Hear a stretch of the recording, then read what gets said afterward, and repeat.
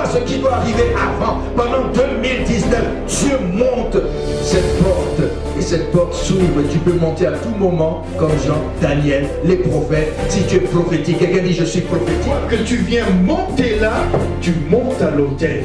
Une fois que tu viens aussi dans ce secteur, tu es devant l'autel. Tu n'as pas besoin de voir ça pour tomber par terre. On n'a pas besoin de te dire chacun, mettons-nous à genoux, levons les mains, tenons-nous dans la présence de Dieu avec crainte et tremblement. Non. Si tu comprends la parole, tu le fais. Parce que l'esprit en toi de vous, ça le fait. Vous allez envoyer l'essence du sang de Jésus dans vos maisons, dans votre cœur.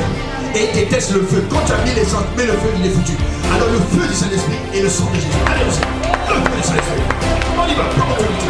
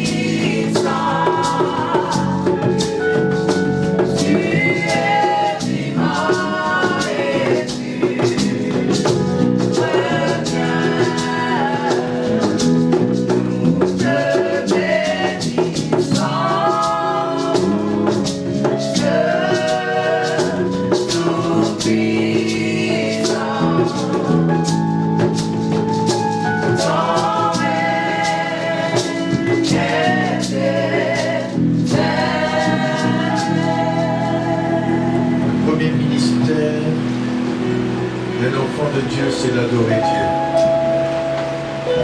Et puis, par la suite, le servir, le prier. Tu vas dire merci à Papa pour cette opportunité encore qu'il te donne. Tu élèves la voix, le concert avec les saints un peu partout. Ils nous suivent en direct. Bénissons le nom du Seigneur. Remercions le nom de Jésus pour cette occasion qu'il nous donne d'être réunis autour de sa parole, de l'adorer, de le prier. Tu es vivant, tu règnes, tu es merveilleux. Toi qui es assis au-dessus du cercle des cieux, ton nom est glorieux. Mon âme te bénit et le reconnaît. Il n'y a de Dieu que nous, toi seul. Mon âme te bénit. Mon âme, Seigneur, t'adore. Mon âme peut te chanter. Te célébrons ta grandeur. Parfois les mots nous manquent. Et nous voulons te dire, oui, reçois la gloire, reçois la louange, reçois l'honneur. Merci Seigneur.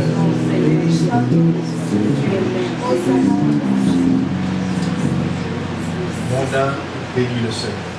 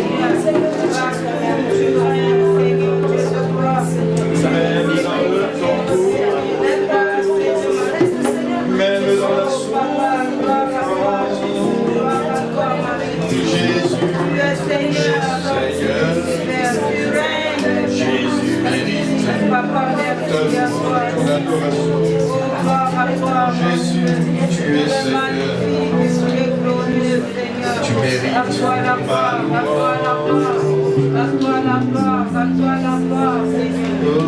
À toi la gloire, Papa. Alléluia.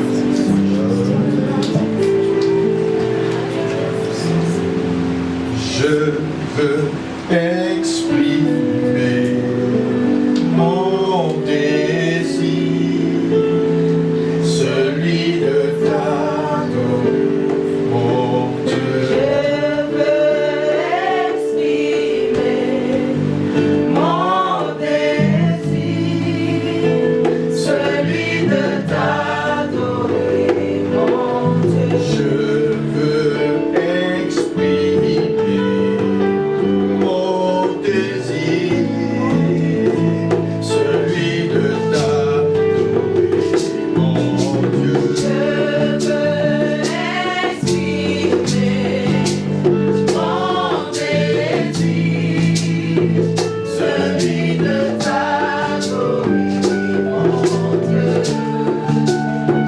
Car tu es Comme un étendard, Jésus, tu es,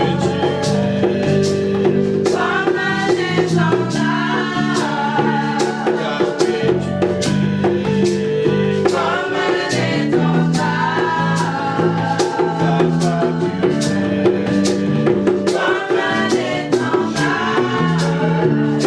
exprimer mon désir, celui de t'adorer, Je veux exprimer mon désir, celui de t'adorer, mon Dieu.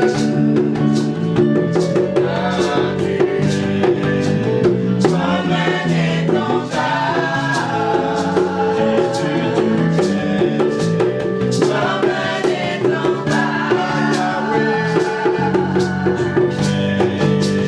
comme un étendard, comme un étendard, comme un étendard,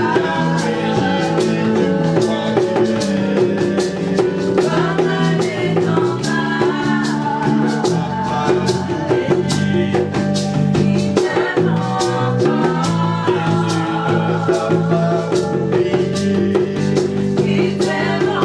qui t'aime encore, qui t'aime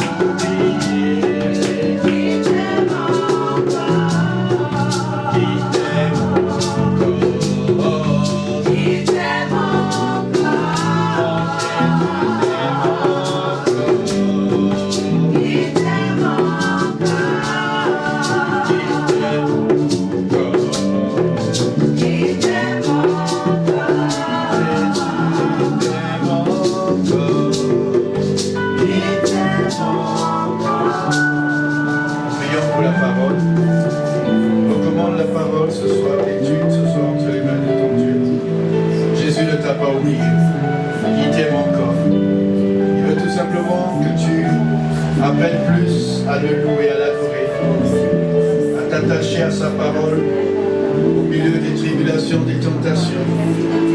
Oh, il ne t'a pas oublié. Non, non, non, il ne t'a pas oublié. Mon Jésus, voilà son nom. Au nom de Jésus de Nazareth. Amen. Dites avec moi ta parole. Encore plus fort. Ta parole est une lampe à mes pieds et une lumière sur mon sentier. Amen. Du temps de David, ils avaient une petite lampiote, une lampe toute petite qui éclairait une surface de 1 mètre carré par pas une grande lumière, juste de quoi faire un pas à la fois. C'est pourquoi on nous dit ta parole est une lampe à mes pieds. Alors si tu as besoin d'une révélation prophétique, alors ça commence autour de tes pieds et c'est par la foi que tu peux entrevoir plus loin.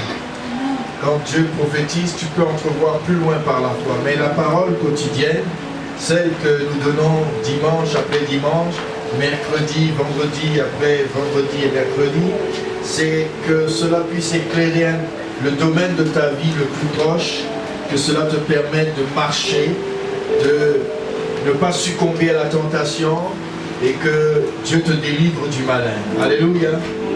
C'est pour ça que notre Père dit, notre Père des aux cieux, que ton nom soit sanctifié, que ton règne vienne, que ta volonté soit faite, et à chaque jour suffit sa peine. Et ce soir encore, nous vous saluons au nom de Jésus. Amen. Tous ceux qui sont au rendez-vous, nous vous bénissons au nom de Jésus. Amen. Alors, ce mois, nous comptons rentrer profondément dans les dimensions de la prière et la louange et l'adoration. Nous voulons vraiment dire merci à Dieu parce que nous avons pendant des mois, pratiquement 3 mois bientôt et jusqu'à la fin du mois, à la mi-juin, nous aurons fait 3 mois en tout de confinement et un début de déconfinement. Et je crois que d'ici là, toutes les églises, au fur et à mesure, vont rentrer dans une dimension où ils pourront être réunis ensemble, se retrouver. Et je vous souhaite vraiment un temps de louange agréable. Oh, que je souhaite que ce mois de juillet et de fin juin soit dédié à la reconnaissance, soit dédié à la louange, soit dédié vraiment à l'adoration. Amen. Il y a un texte que j'aimerais partager, car c'est celui que le Seigneur a imprimé sur mon cœur dans Matthieu chapitre 4, verset 1 jusqu'au verset 11. Nous avons pour titre la tentation de Jésus, mais ce soir j'aimerais dire mon premier ministère, c'est adorer Dieu. Amen. Quel est ton premier ministère? Eh bien, mon premier ministère, c'est adorer Dieu. Je pense que dans les 3 formes de tentation qui sont racontées dans la tentation du désert, nous avons la 3e tentation selon Matthieu, et Luc, lui, la place certainement en 2e dans son évangile au chapitre 4.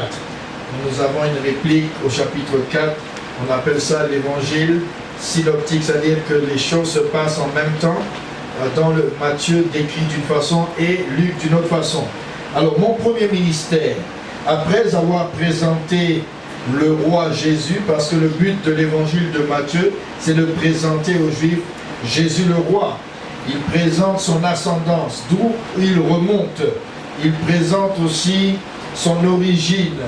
Il présente ensuite comment son père adoptif et sa mère, après une année de mariage, normalement selon la coutume chez les Juifs, ont demandé une femme en mariage, et le jour où les parents venaient voir la famille, ils avaient ce qu'on appelle un contrat, et là les 2 familles disaient oui à ce contrat, et il devait, le mari, se tenir chez lui, chez ses parents pendant une année, et la femme pendant une année chez ses parents. Mais ils étaient déjà mariés officiellement.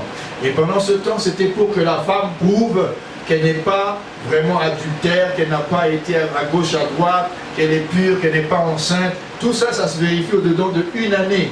C'est pour savoir que oui, la femme que je marie ne m'a pas trompé et ne me trompera pas. C'est pour ça que le mariage chez les Juifs, il se contracte 1 an à l'avance. Et on vérifie. Et on confie, on dit oui, elle est bien, elle est restée pure. Et c'est surtout du côté de la femme. Bon, c'est dommage parce que l'homme pouvait faire des virgules, mais on ne savait pas. Mais la femme, une fois qu'elle est enceinte, on disait non, on ne peut pas contracter ce mariage.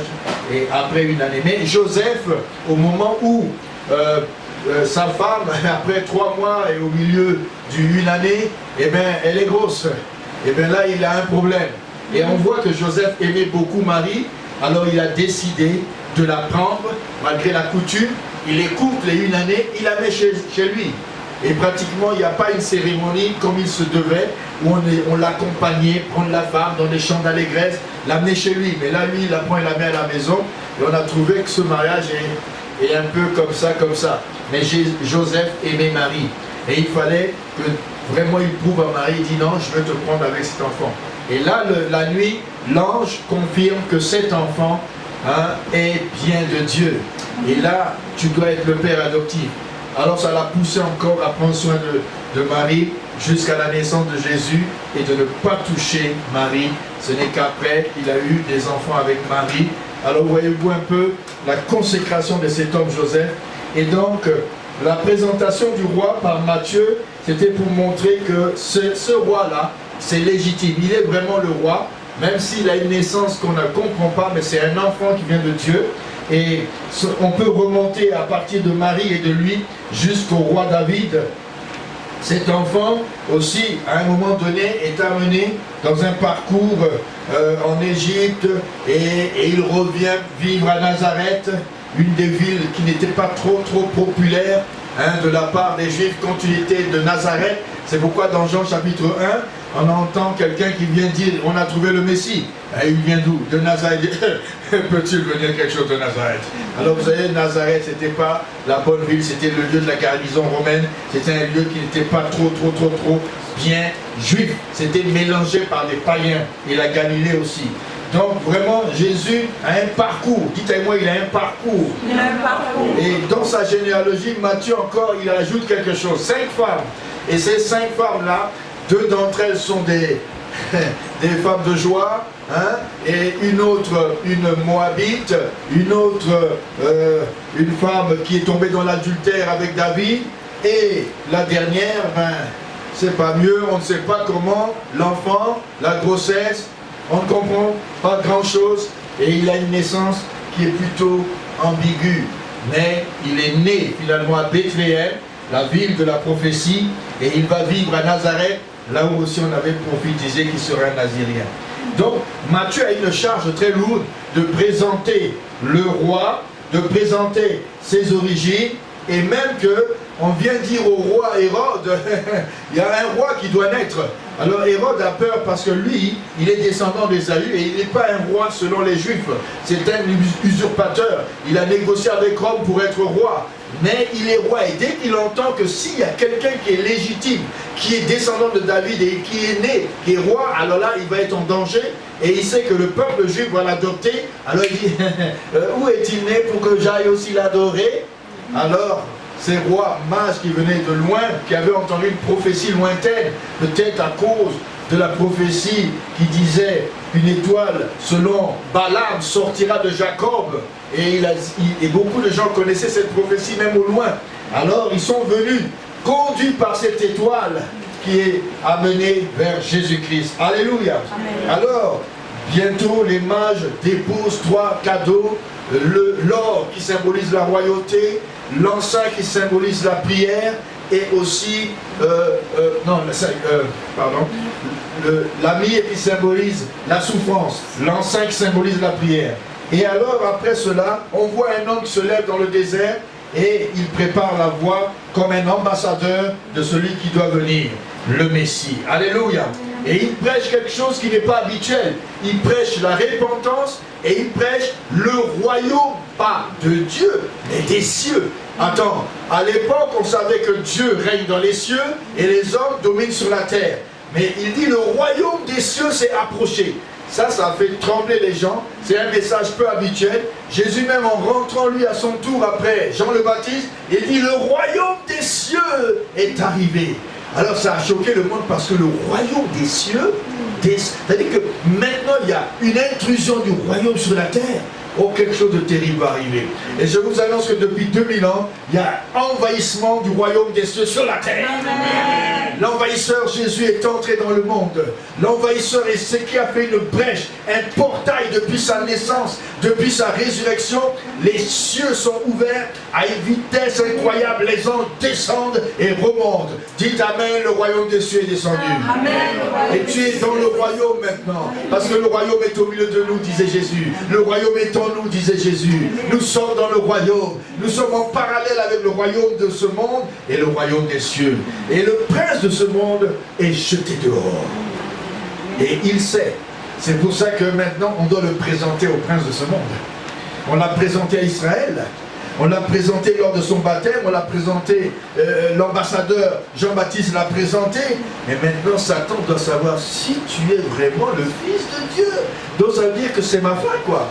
Hein, la prophétie de Genèse 3,15, la semence de la femme va écraser ma tête. J'ai essayé de malmener les femmes sur la terre, ça n'a pas marché. Alors donc c'est toi. Quelqu'un dit donc c'est toi. Alors tu sors de ta vie privée et tu veux instaurer le royaume des cieux. Eh bien on va voir ça. Maintenant il y a un match.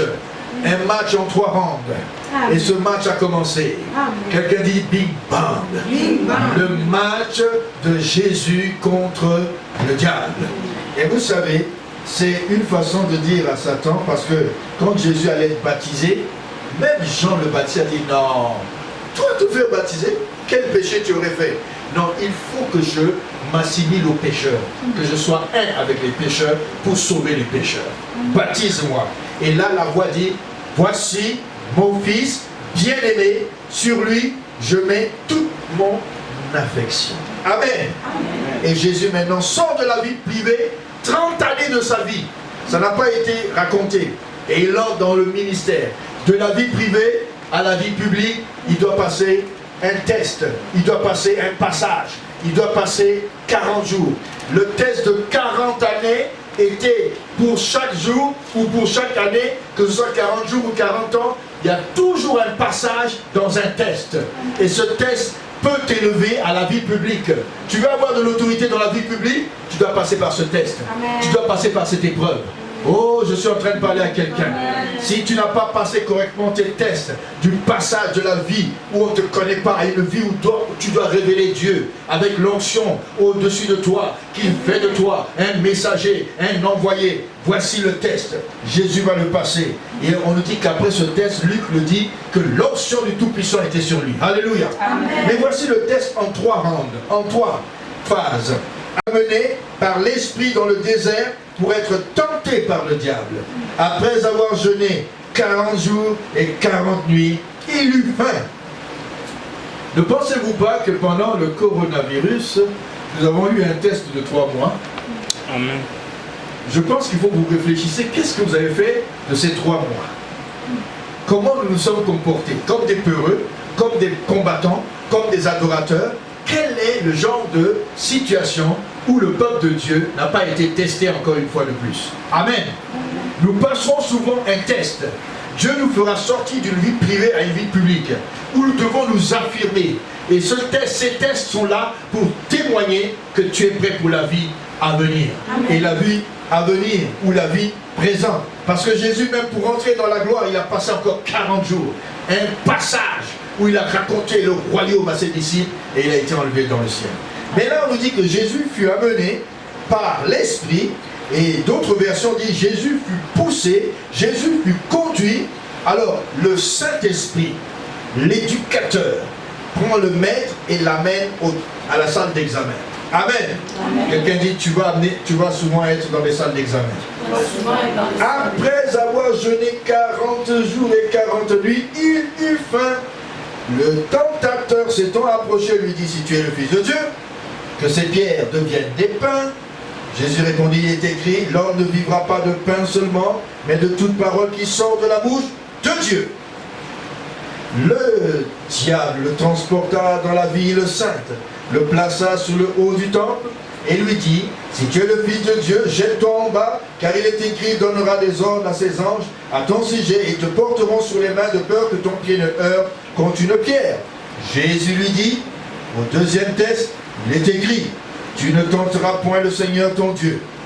Alors le diable le transporta encore sur une montagne très élevée. Vous savez, on monte de plus en plus. Hein. On part de cailloux, on monte sur le haut du temple, et là on monte sur une très haute montagne.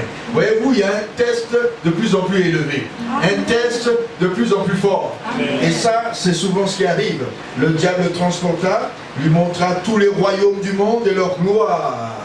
Et lui dit, je te donnerai toutes ces choses si tu te prosternes et m'adores. Jésus lui dit, retire-toi de moi Satan, car il est écrit, tu adoreras le Seigneur, ton Dieu, et à lui seul, tu serviras ou tu lui rendras le gloire et honneur. Alors le diable le laissa, et voici, des anges vinrent auprès de Jésus et le servaient. Voulez-vous que les anges viennent vous assister avec une onction spéciale? Vous devez passer le test. Alors, dans le test, le premier test, j'appelle ce test la tentation se rapportant au caractère du Fils pour agir indépendamment du Père pour des désirs charnels. C'est le pain.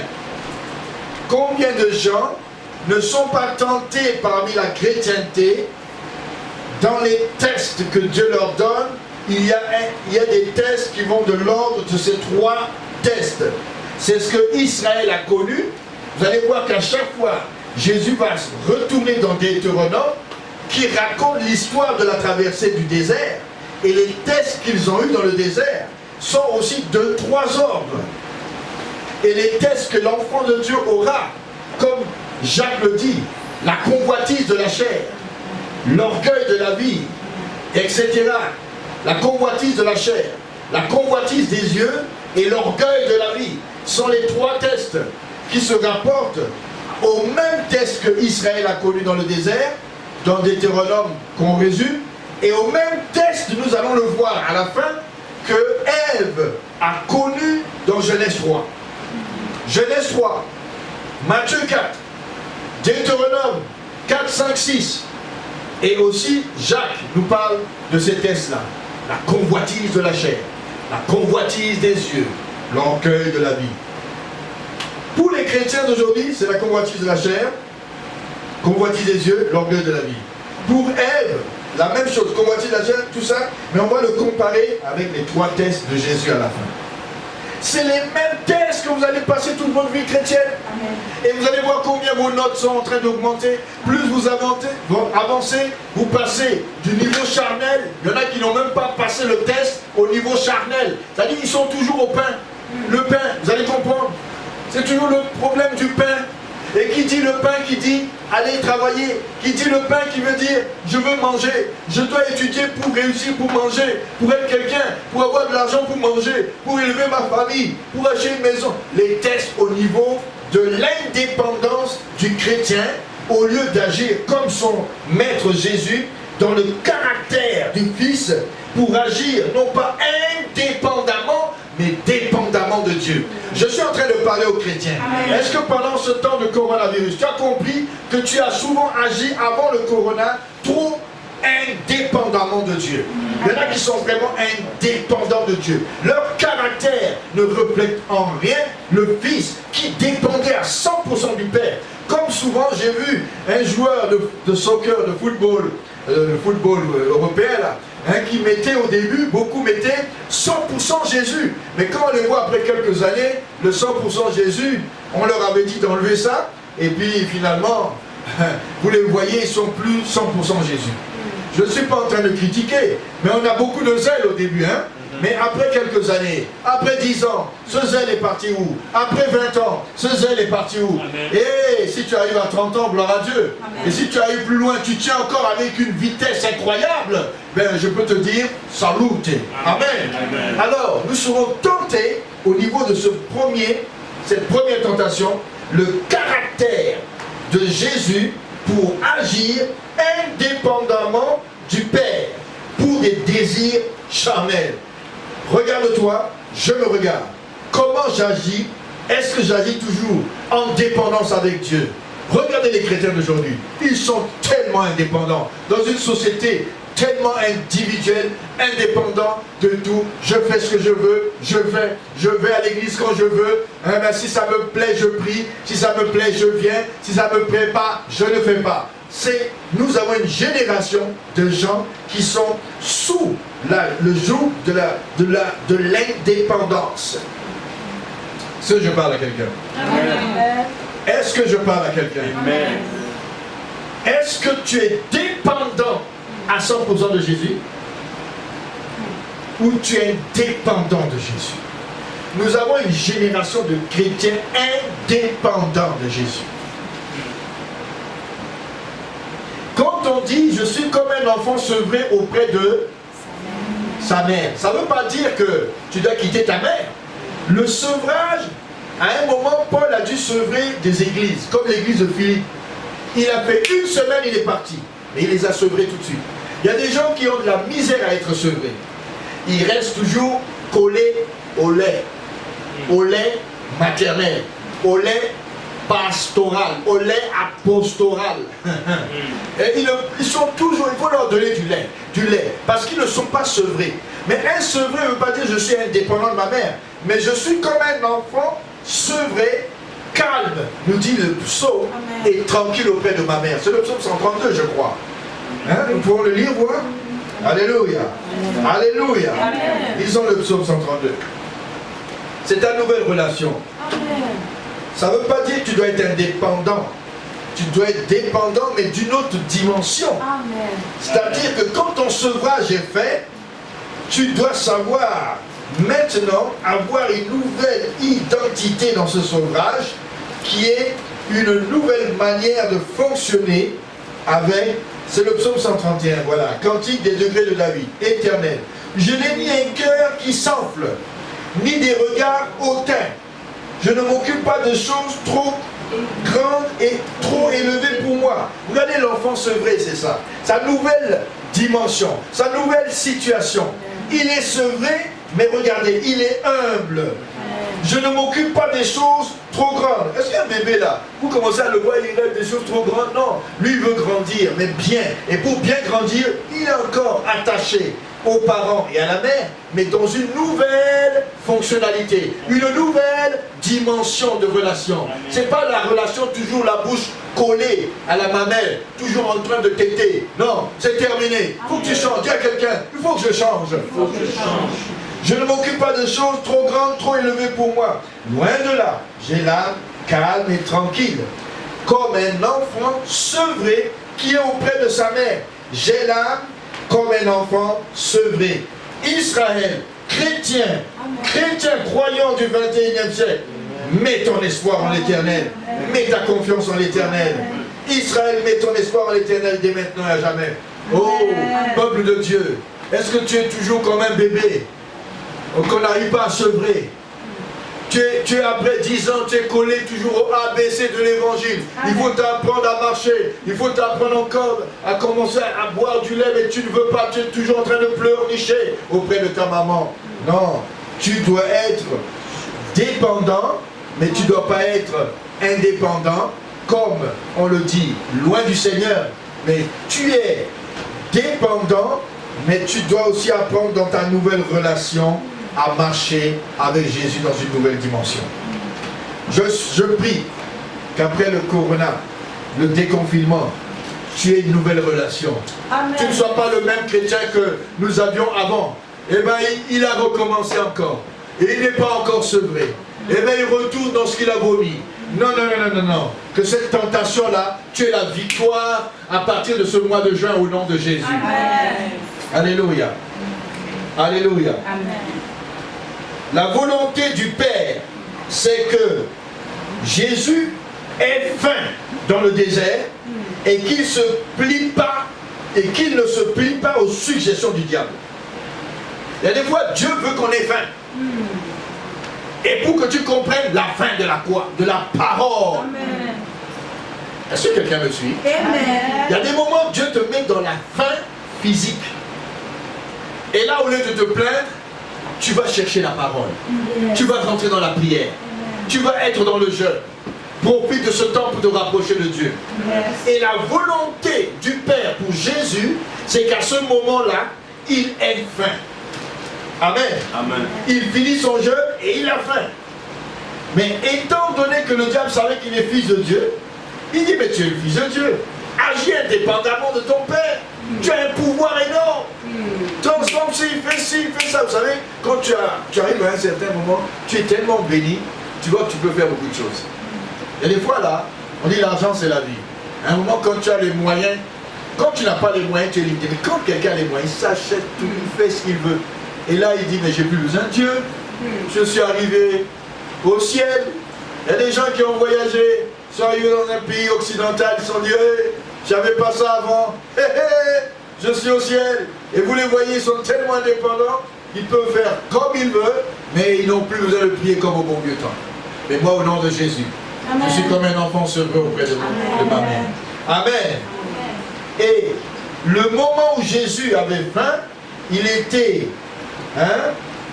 poussé à se rapprocher de la parole. Et il a dit, dans Deutéronome 8, verset 3, Deutéronome 8, verset 3, qu'est-ce qu'il est dit? Il utilise les paroles de rappel de Moïse. Quand ils vont rentrer en terre promise, il leur répète tout le parcours. Et au verset, il a dit, il t'a humilié, verset 3. Il t'a fait souffrir de la faim.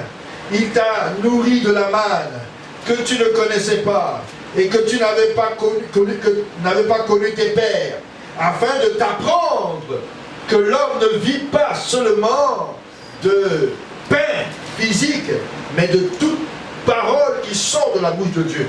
Qu'est-ce que tu as appris après le coronavirus?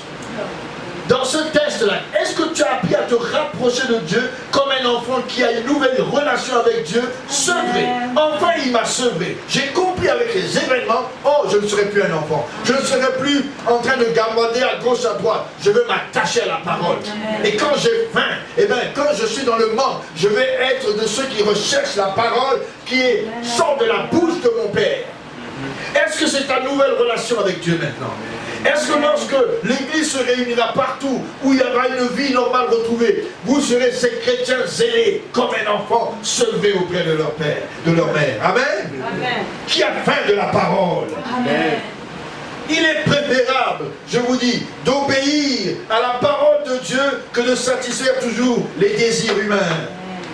Quand Dieu te met dans ces situations humaines où tu as des désirs, tu as faim, tu as des besoins, il veut voir si tu as plus faim de la parole. Amen. Amen.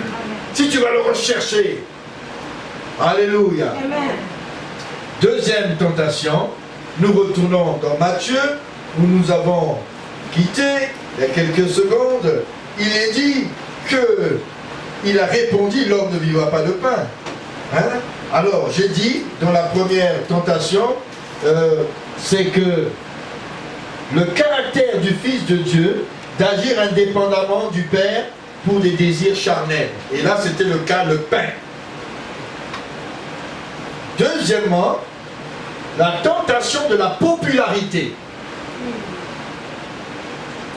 Est-ce que Jésus a vécu cela en réalité? Il a vu le diable apparaître, il lui parlait, ou il a eu une vision, où il était dans les dimensions de sa pensée quand le diable lui parlait dans ses pensées. Nous savons une chose, les visions existent, ouvertes. Mais nous savons aussi qu'en tant que Messie, le diable voulait le tenter. Vous savez, il y a eu dans Malachie chapitre 3 verset 1 une prophétie. Malachie 3 verset 1 qui a donné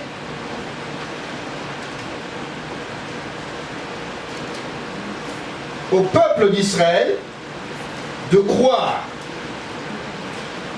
populairement qu'un jour, quand le Messie va venir, eh bien, il va apparaître dans les cieux, il va descendre comme dans un ascenseur directement dans le temple de Jérusalem.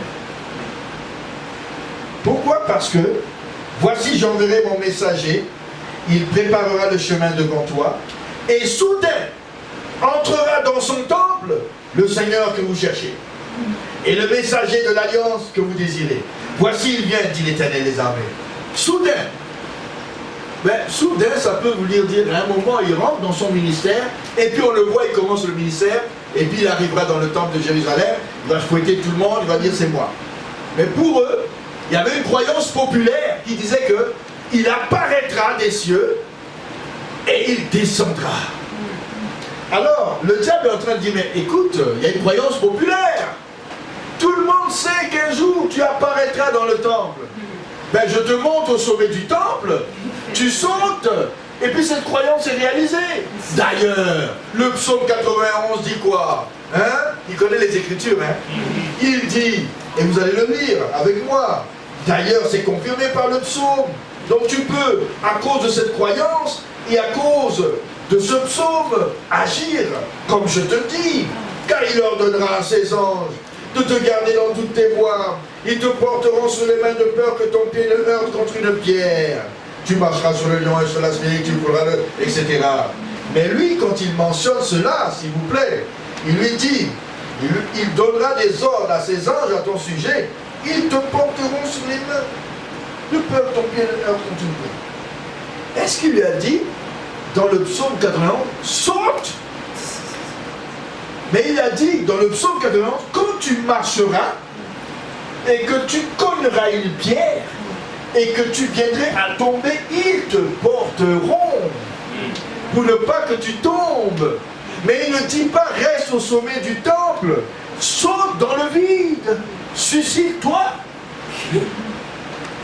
C'est ça qu'il veut lui dire, suscite-toi. Mais n'oublie pas, ils te rattraperont en bas. Et beaucoup de gens disent, ah, je veux m'ôter la vie. Oh, j'en ai assez. C'est-à-dire, tu as dit, ils te porteront sur les mains. Si je sois, je sais que de toute façon, si tu le veux, tu le porteras. Dieu n'a jamais dit de le tenter. Ah, c'est pas grave. Moi, je vais aller dans tel lieu. Il y a beaucoup de gens à la plage qui sont à moitié nus. Je vais évangéliser. Tu vas te faire évangéliser dans les deux yeux. Amen. Amen. Oui. Mais si tu sais que tu es fait, ne tente pas Dieu. Amen. Tu es toujours seul dans un coin avec quelqu'un la nuit. Et puis un beau jour, oh, je ne savais pas que j'avais des limites. Hein. Mais quelqu'un dit, on ne tente pas Dieu. On ne tente pas Dieu. On n'est jamais fort. Ne tentons pas Dieu, ni le diable. Alléluia. Amen. Pourquoi Jésus ne pas accomplir cette prophétie? Ça va être miraculeux. Les gens seront épatés. Épate les dents. Tout de suite, ils vont croire en toi. Tu ne tenteras point le Seigneur ton Dieu. Jésus répond encore avec Deutéronome 6,16. Ah, il ne fait qu'utiliser la répétition de la loi que Moïse a rappelée aux oreilles d'Israël. Hein, vous avez été dans le désert, souvenez-vous, souvenez-vous. Hein, il t'a fait passer par la faim pour que tu apprennes à ne pas être indépendant, mais à dépendre de lui, qui t'a nourri du pain de la manne. Et puis il lui dit dans Deutéronome, au chapitre 6, verset 16, plus loin, il lui dit à Israël, vous ne tenterez point le Seigneur votre Dieu comme vous l'avez tenté à Massa. Et auparavant, il a dit, il t'a appris que l'homme ne vivra pas de pain seulement, mais de toute parole qui sort de la bouche de Dieu. Dans le même passage, Jésus utilise Deutéronome 2 fois. Amen. Amen. Est-ce que tu connais bien l'histoire d'Israël? Est-ce que tu connais bien l'histoire de ton cheminement? Ou toi, tout ce que tu connais, c'est toutes tes chutes. Tu as comptabilisé en une semaine, et bien j'ai eu une semaine de chute. Mais finalement, c'est quelle vie chrétienne? Pose la question à quelqu'un chez toi, toi qui me suis. Et toi qui me suis ici en direct, pose la question. Combien de résistants j'ai pu avoir? 50 tentations, 60 chutes. Attendez. Est-ce que quelqu'un me suit? Amen. 50 tentations, 60 chutes. Il y a un problème là. Oui. Il est tombé 3 fois. Même pas une tentation, il tombe, il se relève, il tombe, il relève, il tombe. C'est quel genre de tentation, ça. La tentation de la culpité. Oh, que Dieu nous aide. Amen. Oh, que Dieu nous aide. Amen. Alléluia. Amen. Alléluia. Amen. Dieu nous apprend dans cette période de confinement à vaincre. Amen. Amen. Et la deuxième tentation, c'était une tentation qui avait un rapport avec sa popularité. On aime être populaire, hein?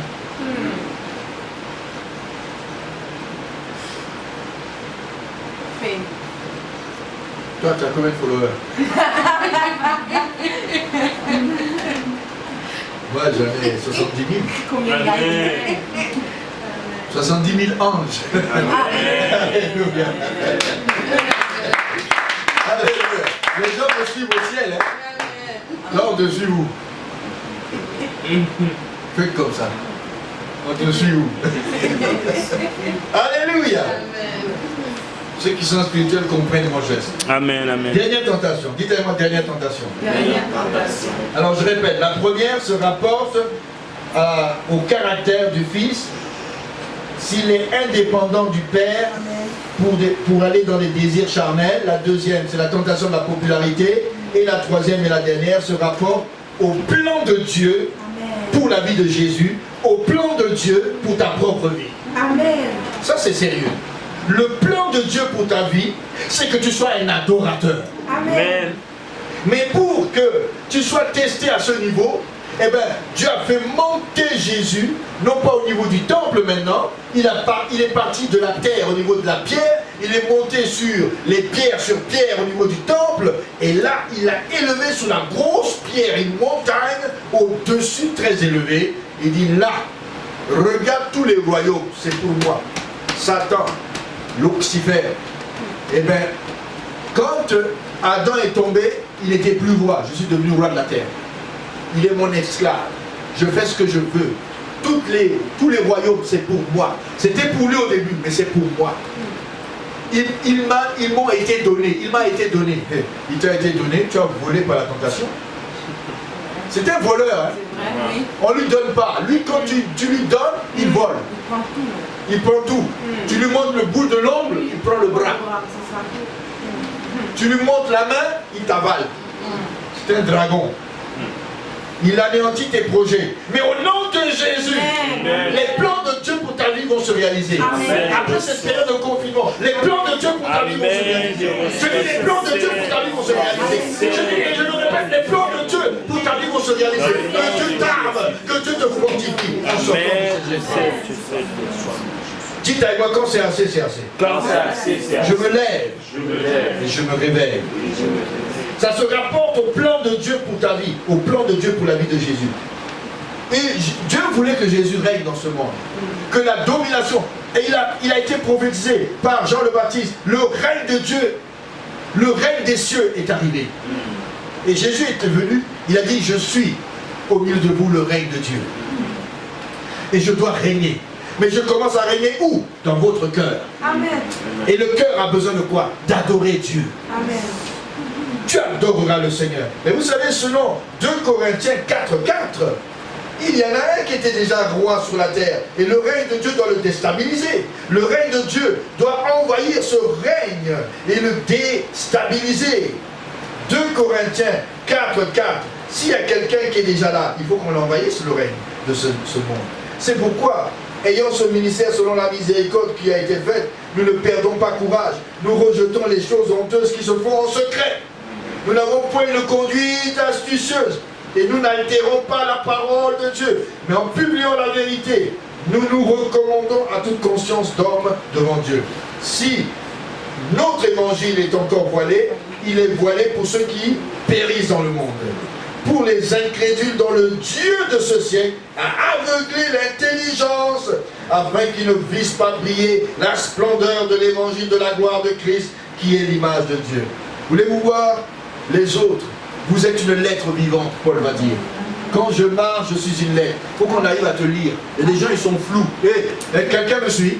Quand tu essaies de le lire, tu vois, c'est comme l'astigmate. C'est une maladie des yeux. Où tu vois un moment, après tu vois flou. Et puis tu vois flou. C'est-à-dire que tu le vois. anges viennent vous assister. Et les anges viennent vous fortifier. Comme Jésus à Gethsemane. Que les anges viennent vous fortifier pour votre avancée dans le futur. Au nom de Jésus. Amen. Shalom à vous, bien-aimés dans le Seigneur. Shalom à tout le monde. Voici les annonces pour l'église Shekinah. Alors rappelons-nous, comme nous avions dit, le mercredi nous avons réunion. Donc à distance, vous allez pouvoir nous suivre à partir de 19h jusqu'à 20h. Vous avez également aussi le vendredi miracle qui est de 19h à 20h et le culte d'adoration le dimanche de 10h à 12h30. Vous pourrez aussi nous suivre via les réseaux sociaux. Nous avons notre Facebook qui est Shekinah Doxa de Sherbrooke. Vous pouvez aussi nous suivre sur notre chaîne YouTube qui est Shekinah Glory TV. Donc Glory et TV sont collés ensemble. Et aussi vous pouvez nous suivre sur notre page Instagram qui est Shekinah Glory TV.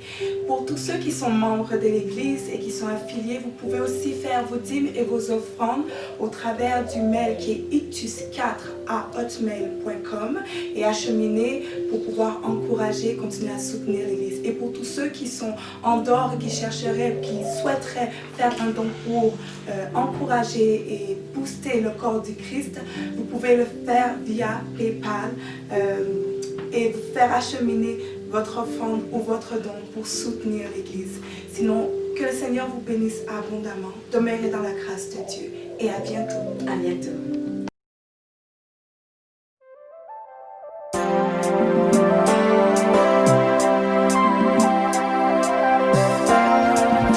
www.